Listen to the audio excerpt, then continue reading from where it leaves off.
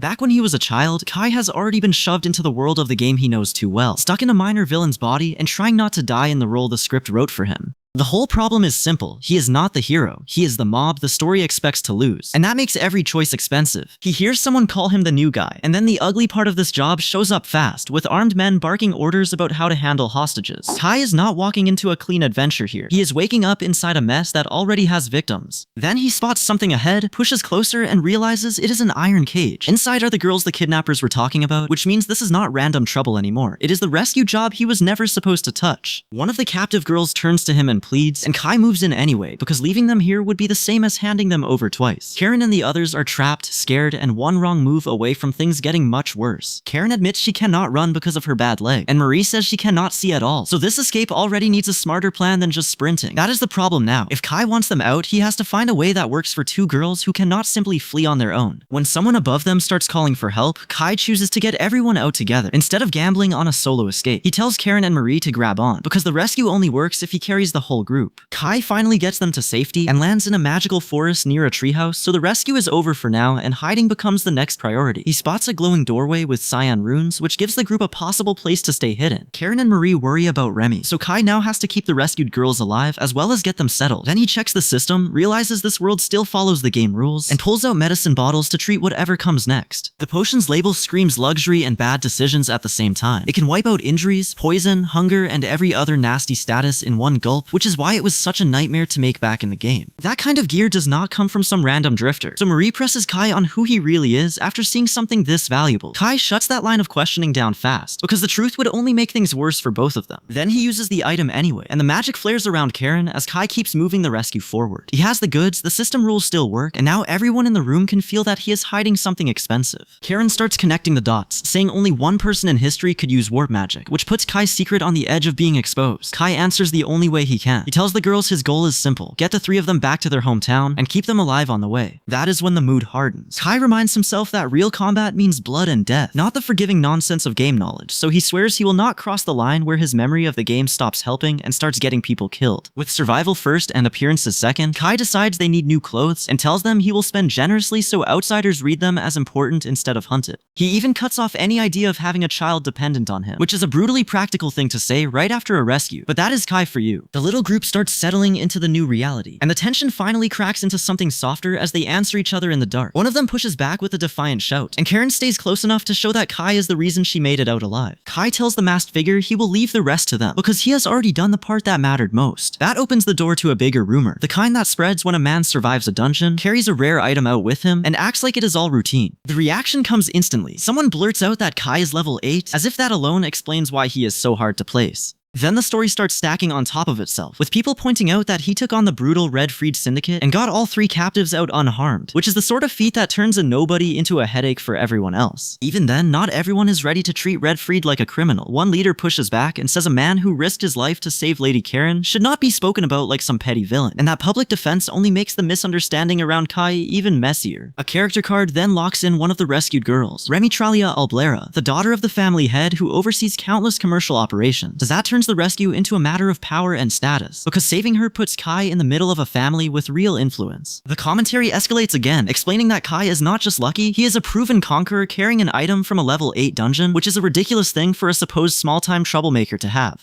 That revelation makes him impossible to dismiss, and it signals that the next accusation is going to hit hard. Kai looks out over Aldia town and realizes it matches the game world exactly, down to the details he remembers too well. That means he is not just surviving in a new place, he is standing inside a map he thought he had already mastered. So he starts gearing up properly, putting on equipment to squeeze out even a little more combat ability before the next problem finds him. In a world where every advantage matters, even small stat bumps are just another way of not dying. Later, the family tension finally spills out, and the daughters cling to their father while asking how long he plans to keep them like this. The reply frame adds the missing context. Their father had advanced intelligence on the Red Freed crime syndicate, but it still is not clear whether his mission was to capture Red Freed or save the girls first. One of the daughters offers to help however she can, and she warns that getting caught by those men would mean a noose. That lands the real weight of the situation, because the rescue is over, but the threat behind it is still very much alive. The daughter connects the dots fast. Kai knew the bad guys were near Wafer Town, so this rescue was never a lucky accident. She realizes he did not charge in headfirst like an idiot. He took the long way around the problem and lived to tell the tale. That logic shift hangs in the air, and now the question changes from who he is to how much trouble he just invited. Somewhere between the inn and the official chatter, people start circling the black armor instead of the man inside it. Kai gets pinned in place by the fallout, and one desperate voice tries to absorb the blame before it lands on him, because admitting the truth could drag them both into bigger trouble. It is a terrible plan, but also the sort of plan you only make when things are already on fire. The official hears the name Black Armor and loses the room in a single breath. Then the real problem comes out. The big three are all searching for whoever Kai just tangled with, and nobody in the room is pretending that is a small misunderstanding. Kai admits he does not even know exactly what he triggered, which is honestly not the comforting answer anyone wanted. He is told to get out and sort it before it gets worse, which is a polite way of saying his life just became somebody else's emergency. One person spirals into panic, asking what he is supposed to do, and that question turns into the story's bigger break. He emerges in tears as the title card hits, marking the moment his life in this world truly begins. Meanwhile, Karen and the others are still trying to track Kai, but the problem is simple and annoying. He is the kind of target who keeps moving just enough to stay missing.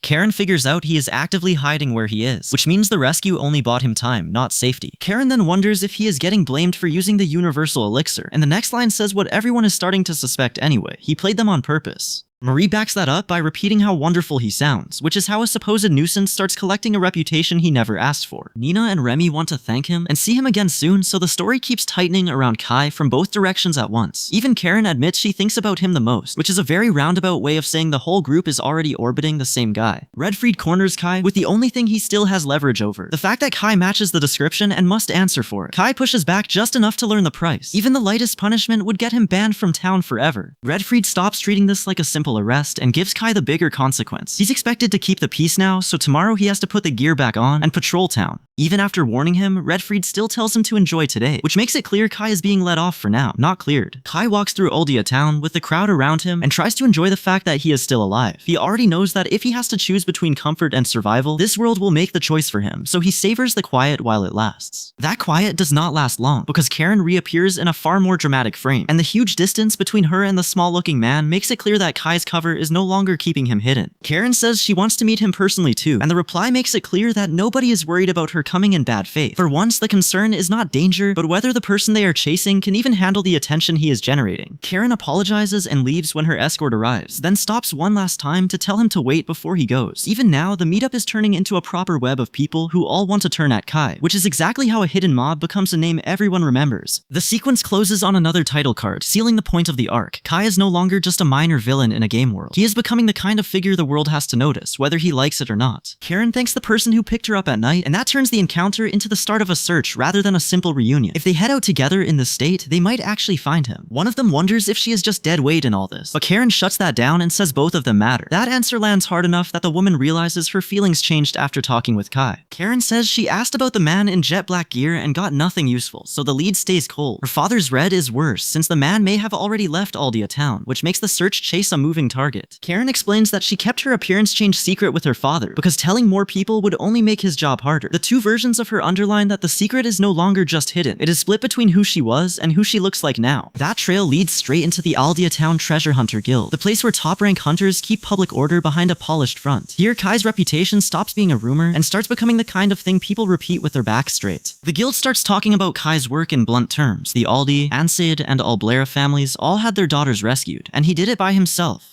Then the praise gets bigger, because Redfried gets named too, meaning the brutal syndicate that operated near Wafertown gets linked to his name as well. That creates the political problem. If the kidnapping trail is still unclear, attacking an Empire-controlled town like Aldia Town is no small-time crime. So now the whole mess has the stink of a major incident attached to it. While that tension builds, someone orders his people not to make contact with the target, which means Kai is now being handled as a dangerous variable, instead of just being watched. The red-cloaked man's caution shows the situation is getting delicate fast. Then the guild hall gets noisy fast, because an armored figure walks in carrying a child, and the child is loud enough to turn heads without even trying. The parent immediately asks him to head back to the castle now that the mission is done, like this whole business is supposed to end neatly instead of becoming a scene. That calm lasts about 1 second before a subordinate bursts in with the kind of news that changes the whole room's mood. Garage is told that someone they think is Jet Black has just entered the guild, so the visit stops being routine and turns into an alarm. Jet Black stands out in the guild hall while civilians and staff stare, and the attention is so heavy that it practically has its own address. Kai is suddenly caught in the middle of the exact kind of prestige he never planned to collect, which is what happens when people start mistaking a hidden player for a legend. Kai admits he always dreamed of joining Vertar someday, so seeing this level of guild power hits him right where the gamer part of his soul lives. Even so, his face hardens, because the dream is now sitting next to a very real crowd that could tear the situation apart if he slips. He notices Garage being unusually deferential, and immediately reads the danger in it. If even the guildmaster has to handle this carefully, then if Jet Black starts going wild, nobody in the room is stopping him cleanly. That is exactly why the whole thing starts to look absurd, with other people piling on pressure until Kai's situation gets more ridiculous by the second. Then he feels the hunter's hostile stares on him and wonders why everybody is looking at him like a hired killer. Kai finally steers the conversation back to what he actually wants and asks the two girls for one favor. If he slips up in front of their father, the Duke, they need to cut in before he turns a polite meeting into a disaster. The deal gets settled cleanly. They will call it square for the medicine, so nobody has to keep score forever. Kai still admits he is hiding his real identity, but he can tell his cover story is sloppy, which is a dangerous thing to realize right before talking to a Duke. Then one of the girls asks the obvious question, because of course the armor is the one detail everyone is now worried about. She wants to know whether Kai plans to keep that thing on for the entire meeting, which is a fair concern when your secret identity is wrapped in steel and bad timing. The noble meeting turns serious when they praise Jet Black for never looking down on anyone, no matter how much strength or fame he has. They also bring up that he stood alone against a brutal crime syndicate, which shows why everyone in the room is treating him with real respect. Karen lights up at the idea that this mysterious rescuer might be tied to the Vertar Empire, the covert force that controls Aldia town. Her reaction matters because it shows how quickly this meeting can turn tense if the wrong connection gets spoken aloud in front of royalty. Then a serene woman steps in and heals the people below her by holding glowing light over their hands. That changes the room's mood fast because the meeting is now tied to someone who can save lives instead of just trade praise. At the estate ceremony, the crowd gathers in formal dress around a carriage, and the whole thing has the polished look of people trying very hard to be impressive. They openly greet Adil as a public hero, so now the social ladder is doing somersaults in real time. Karen tries to stop things from going too far, but the armored knight is already protesting, as if caution itself offended him. Jet Black still gets treated like someone it would be a crime not to accompany, and that alone tells you the room has decided he matters more than he admits. The farewell happens in the grand courtyard, with Jet Black waving off the concern and the others thanking him for coming along. Right after that, one man reacts like the conversation just punched him in the ribs, and Jet Black keeps moving anyway, which only makes the departure feel heavier. Jet Black pauses long enough to ask, "Are you sure?" And the question lands like a final check before he commits. It matters because this is the last hesitation before he goes along with whatever they're asking of him. That pressure snaps the story back to the real problem. He was reincarnated into a character with different abilities, so his old game instincts fail him the moment he tries to move. He lies there fighting basic movement, and the ugly truth hits that real life does not care about controller habits. Somewhere in a divine-looking space, a closed-eyed figure quietly invites him forward, which means he may be getting help at the worst possible moment. He has to answer because staying stuck in the gap between game logic and reality is no longer an option. That is where the item lore comes in, because Kai's survival is not just skill, it is the ridiculous gear he hoarded before everything went sideways. He introduces the Supreme Grade Black Blade, Dilla Hand, a sword that never chips or scratches no matter what it hits, even though it still has the one flaw that matters most. The entrance standoff turns serious when the armored figure faces the hostile group and the headguard breaks down the enemy's technique. They warn that the opponent uses quick movement, reads people, and outmaneuvers most enemies, so this fight is already leaning against them. Then Karen blurts out a shocked cry, and the whole exchange snaps into a real fight instead of a misunderstanding. Her eyes flare red as she clashes with him, making it clear this is no longer about introductions but about holding her ground. After the clash, three figures stand in the wreckage, and the silence makes the aftermath feel even heavier. Their confused shock shows the fight has left everyone scrambling to understand what just happened. Kai pieces together the truth from the voices alone, realizing they are bowing deeply and treating the opponent with real respect. That means he has walked into a situation where manners signal status, not safety. The explanation comes clean at last. As a duke, a father has to keep his dignity no matter what he feels. That also explains why everyone in the room is acting like one wrong move could turn this into a household crisis. Karen then pushes straight into the real issue, asking why Kai is still carrying the sword he was so obsessed with. She follows that by pointing out he healed her leg even while knowing the Emperor might get angry, so his choices are starting to look anything but casual. Karen keeps pressing the question everyone is circling, wondering why he refuses every reward thrown at him. Titles, land, buildings, and even luxury money are all on the table, so the room is openly testing how far he will keep saying no. Then Karen goes one step too far and says it outright. He is getting way too obsessed with Kai, and if he is not careful, he will monopolize him. The warning lands hard because it turns the whole exchange into a jealous standoff. Somewhere deeper in the exchange, two identical red-haired women stand in a dark system-like space as a reset scan notice flickers into view. That makes the moment feel like the world itself is checking what kind of abnormal event this meeting has become. The Duke confrontation settles into focus, and Duke Digo is now standing before Jet Black, the armored fighter everyone keeps trying to place. That matters because Jet Black's glowing combat sigil and cold silence leave the room unable to tell whether he is a guest, a threat, or both. An elder with Imperial connections weighs in, admitting Jet Black has higher standing than they do, and still refusing to read him cleanly. That pushes one ugly conclusion. Kai's side must have backing so strong that normal people can't even touch it. That mystery then points back at Duke Digo himself, who stays silent and leaves the others unable to pin him down. The silence matters because no one can tell how a duke is supposed to handle a man like Kai without blowing up the whole family house. The family finally makes its move and offers thanks in the form of 3 things. It then tries to smooth things over with a handshake. They even float the idea of letting a daughter show Kai the villa, a polished way of keeping him close enough to stay useful. That brings the meeting into a more open rhythm, because once the formalities drop, everyone starts talking like Kai might actually belong here. One armored knight even steps up behind Jet Black and asks him to come along, which means the invitation is still on the table. Red Freed comes back into focus and distress, and his thoughts land on Karen hard enough to make the whole situation personal. He realizes Karen really was happy, and not just performing for the room, so the rescue has already changed how she sees home. That leads straight into the villa talk, where the masked figure and the women start sorting out what this place is supposed to become. One asks whether Kai plans to let others live there or turn it into a base, and he says he wants the burden shared so he does not have to carry it alone. Karen then makes the practical point that a villa that big still leaves her plenty of private space even if others move in. Kai answers her warmly and tells her he wants her to feel at home there, so the arrangement starts sounding less like shelter and more like a future. Kai has already pulled the girls off script, and now the fallout starts deciding who gets close to him and what that costs. The armored figure gives Karen a grudging nod and makes it clear the Duke trusted him to show her around, which leaves Karen asking what that is supposed to mean.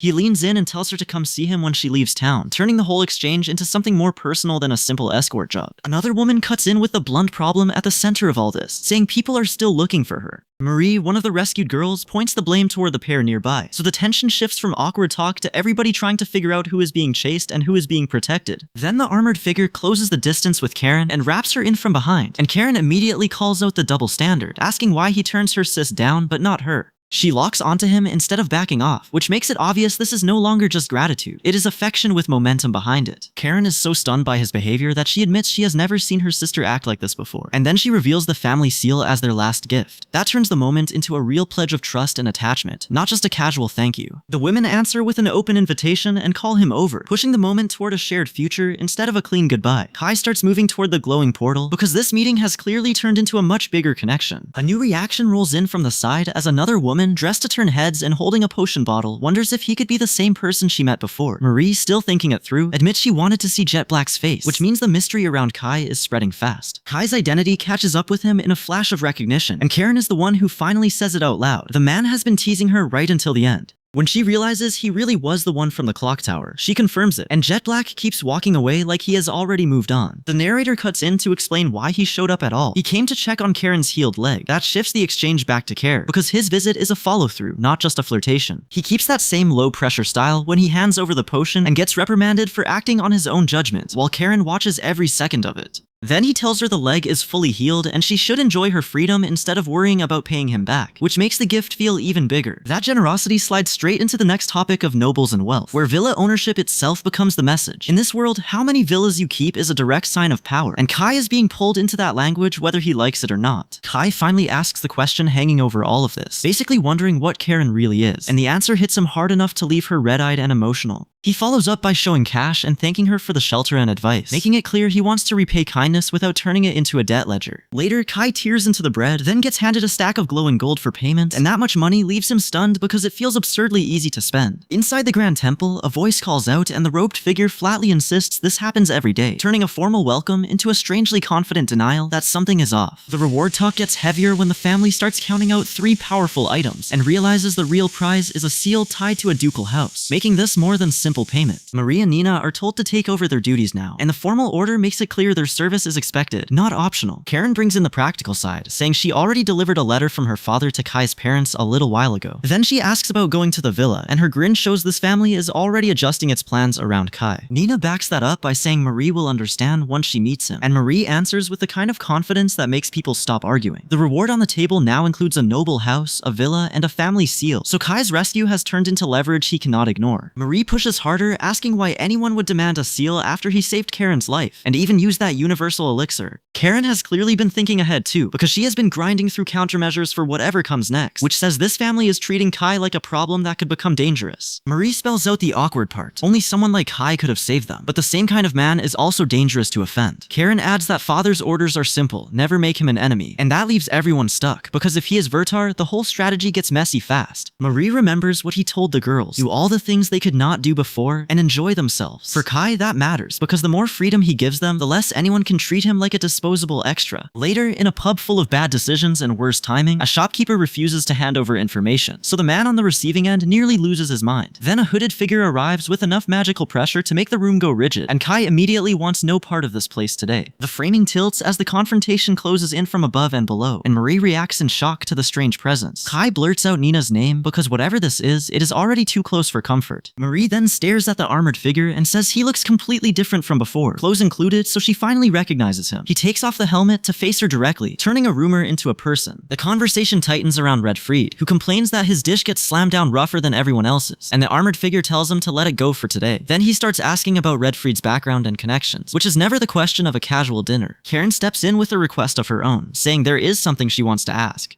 When she wonders whether she is supposed to go visit the Great Cathedral, the armored figure answers that he already knows where it is, and apologizes if that bothers her, which only makes the whole exchange feel more deliberate. The armored figure freezes in silence, and Kai realizes the talk has turned dangerous before a single accusation is spoken. If that man decides they are enemies, the disguise stops protecting anyone. The warning keeps tightening. If they get seen as enemies, the best case result is that they are simply ignored, and the worst case is that Kai gets cut off completely. Then comes the blunt part, because somebody in this mess decides Kai is not just dangerous, but a total monster.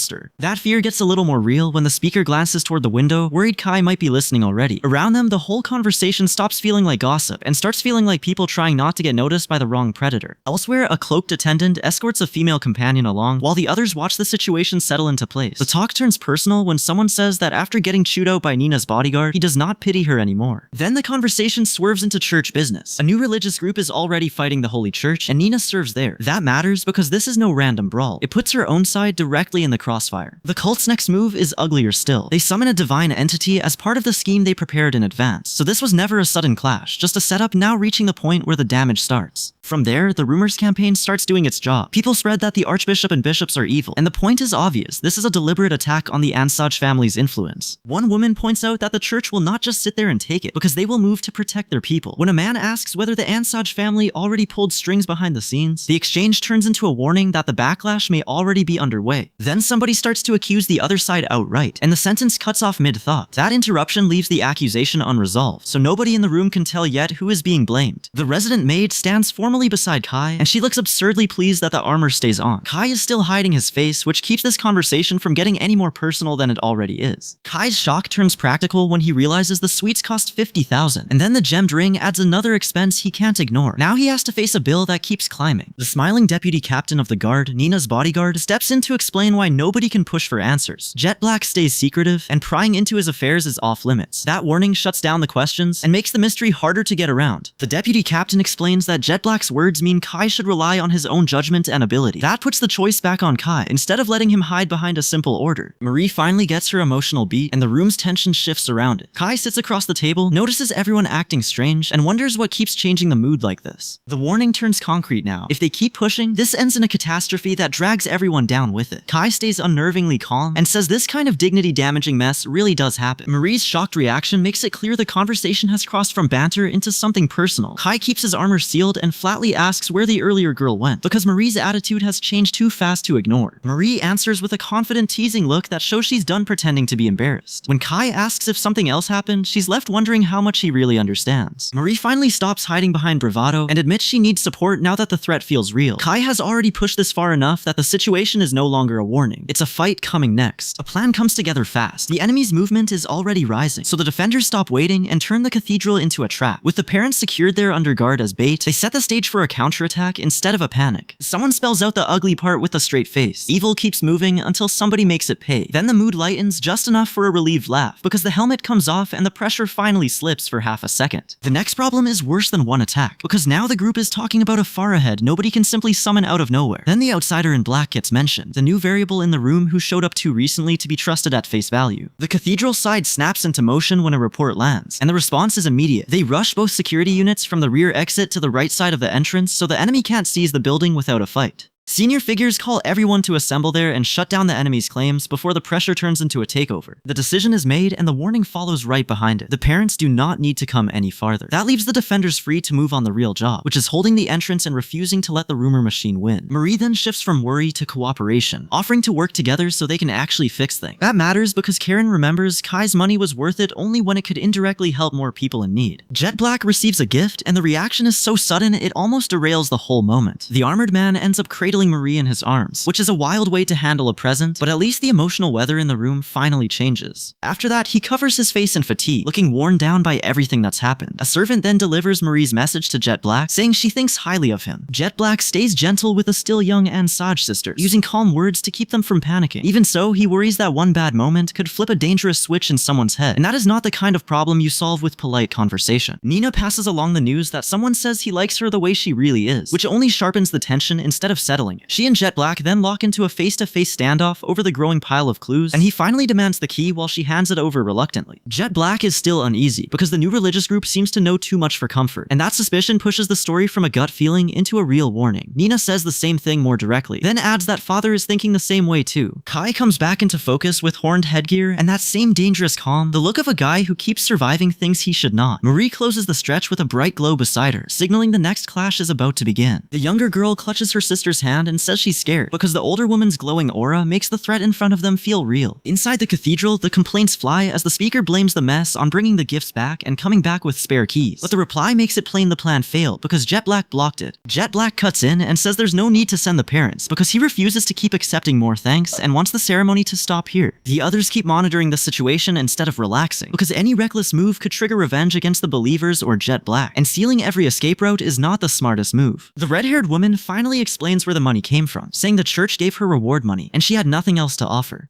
Kai answers by pulling out the same potion he used on Nina's bad eyes, then handing over a heavy bag that lands with a very bad sound and turns out to hold 2,030,000 regel. Karen refuses it at once and apologizes, saying she already repaid her debt plenty. Kai stops her there and makes the point the hard way. He is not the one who should be saying that, because the whole favor chain around him is getting bigger by the minute. Now the story swings deeper into the religious mess, showing the Holy Church rise under the Ansaj family and push older faiths aside. The demonic seal makes it clear this conflict has been buried under holy language for a long time. That old pressure leads straight into a dirty alliance, with the church's enemies and the crime syndicate joining forces to smear and weaken it. But the plan leaks, and the conspirators realize too late that someone was waiting behind the cathedral the whole time. The blame game starts immediately, and one explanation says Redfried had a grudge, so they fed him false intel through the network. Then the room turns on itself, because one conspirator calls another suspicious for stirring everyone up, and that kind of mistrust can blow a secret plan apart from the inside. A female operative listens while holding the portrait and hears that the information broker tied to Jet Black caused the most damage. The response is to set a trap around the family and use pressure, not patience, because if Jet Black is the real problem, hurting someone close to him is the fastest way to split his attention. A hooded figure gives the order, then a masked operative steps into view to show who will carry it out. The last line lands with ugly confidence. They only need to hit a place that is easy, which means they are choosing the quickest target, not the safest one. The girls hear the ugly truth at last. Their years of work get smashed, and the only thing left is revenge. So they pivot to the nastier plan, earning Redfried's favor and letting him crush Ansage for them instead. Night falls over Eldia town, and Kai regrets being outside this late because trouble always finds a lone target after dark. That bad timing now puts him right in the path of whatever is closing in. Then Kai powers up, and the quiet night stops being quiet. The surge of energy makes him easier to spot, which is exactly the kind of mistake that brings authorities or enemies down on him. The moment Kai worries about being seen, the enemy is already moving into position. A rooftop watcher and a masked group below turn his hidden fight into a full ambush, so this stops being secret fast. Kai calls the attackers out, and the whole thing finally says what it is: a trap with dangerous intentions. They answer by insisting he ruined their plan, which means he has already disrupted something much bigger. One of the masked fighters orders the others to run and buy him time, then starts stacking power with gear and magic so he can hold the line alone. Another refuses to leave because if they do not beat Kai here, there is no exit at all. Kai fires back at their nerve, and the others snap that he should not talk big while already standing armed. He takes the hint and decides this is no longer a conversation, which is usually how fights begin when nobody has the decency to back down. The enemy team counts out their defense and layers on protective spells to survive the incoming hit. Kai recognizes the setup from the game he once played to death, and that memory matters because it tells him this attack is about to get very fast. Kai keeps the pressure rising, pushing the charge all the way to 9 and warning them not to cry foul after this goes wrong. He means it twice because once is polite and once is the part that gets remembered. Then he launches the strike, sword flashing upward, but the armored enemy matches him in mid-air and proves too fast to handle head-on. Kai's strike gets split apart and the broken force scatters downward instead of landing cleanly, so his attack fails to break through. He and the masked attacker collide at full power, but the counterblast throws Kai off balance and turns the fight from offense into survival. Kai answers with one last powered technique, but the runelit finish comes down while he's falling, leaving him exposed as the spell is already committed. The impact catches the masked pair in cyan lightning, and the whole brawl spills outward into the robed fighters around them. One of them gets clipped by a shot, and suddenly this is no longer a private duel, just a mess with uniforms. Then Kai's power ends the clash in a burst that tears downward through the battlefield, leaving the town exposed behind him. The destruction makes it clear this fight is already over, and nobody on the ground can walk away from it clean. The survivors are left groaning in the wreckage, while Kai stands in the distance like the one who caused it. He looks conflicted for a moment, as if winning this hard still leaves him with the damage. When he speaks to the crowd, he tries to swat away the blame and act like this whole disaster just happened to him. Then the reason for the panic comes out anyway. Redfried's people kidnap Nina, and the suspicion of working with them is already spreading. From there, the rumor hardens into something uglier, because people start saying Jet Black crushes enemies without hesitation. That turns him into someone the whole city fears to provoke. Jet Black himself makes the only justification that matters to him, saying the attack was unavoidable while he was defending himself and trying to capture his targets. That is the kind of sentence that sounds clean right up until everyone else has to live with it. Meanwhile, Redfried tries to turn a new religious group into a tool, which only drags more attention onto the group and onto him. The whole thing just gives everyone more reasons to watch the names tied to this mess. Back in the social damage control part of the day, an advisor presses Nina to be honest about what she planned. He says she was going to sneak off alone to Jet Black's estate, and that kind of admission makes the situation impossible to hide. After that, the repairs start moving in town, with the bridge work already underway and magic set to finish it by tomorrow. It is a neat little reminder that people can rebuild stone faster than they can rebuild trust. Jet Black walks through town in full armor, and the sight alone keeps the mood tense because everyone can see the fighter who arrived after the attack.